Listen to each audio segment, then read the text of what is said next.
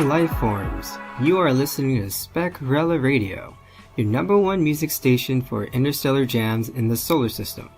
This is J-ROM coming to you live from the studio here on Earth, and if you are just tuning in, we are about to get into our weekly advice segment where we answer questions from you lovely listeners out there. The first question comes to us from an anonymous sender from Mars who writes, "Just had the most infuriating day yesterday. I was driving home from work at Jupiter when a cop came out of nowhere and pulled me over. He gave me a ticket for running a red light, but I'm absolutely 100% sure that the stoplight was green. I didn't want to argue with him and cause more trouble for myself, so I took the ticket. But there is no way I'm paying for something I didn't do. I want to take this to court, but I have no proof of what I saw. Is there any way I can prove I'm right so I don't have to pay for this ticket?" Well, now let me just first say that I do not doubt you saw a green stoplight. I totally agree with you there. I think what might be going on is the infamous Doppler effect, where waves, in this case light, can change in frequency based on how fast the wave source is moving from the observer's perspective. And since you, the observer, is approaching the stoplight, the light you saw was blue shifted, meaning that the light you observed had a higher frequency, therefore a shorter wavelength, than the light that the cop probably saw. This explains why the cop probably pulled you over for running a red light when you saw it as green. However, I don't think that puts you off the hook, because in order for you to have seen the red light as green, you had to have been going pretty fast.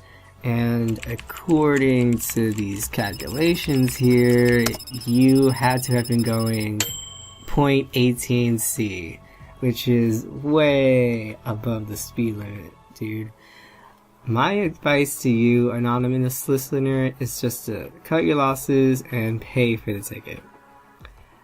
Our next question comes to us from Frank from Earth, who writes, "You guys are the best, and I love this station." Aw, thanks Frank, we love you too. "You guys have been helping me get through a rough week. I've been in a slump ever since my twin sister Mary left to go to Alpha Centauri for a business trip and won't be back for years. We agreed to message each other through radio waves once a week, but it's already been 2 weeks and I haven't heard from her since. I'm getting really worried that something might have happened to her. What should I do?" Well, Frank, I'm sorry to hear you've had a bad week, but I don't think you need to worry about Mary just yet. In fact, I'm super excited for her, because if she's going all the way to Alpha Centauri, she must be on one of the new express carrier ships that have been all over the news recently. And I've heard those ships can go up to 80% the speed of light, which is super cool. But keeping that in mind, I think we have another case of the Doppler effect at play here. Because Mary is traveling at very high speeds, the Doppler effect should be a lot more pronounced here than in the last case. Also, because she is traveling away from us, the frequency of the signals you send to each other should be lower as she's heading towards Alpha Centauri, meaning that it'll take a bit longer for both of you to receive each other's messages. And doing some quick calculations here, it looks like you should be receiving her first message by next week. So, my advice to you would be to hold out until then before you go into panic mode, and just to keep sending her messages every week. And who knows, Mary might be freaking out she hasn't gotten your messages either, Frank. Hope everything turns out alright for both of you.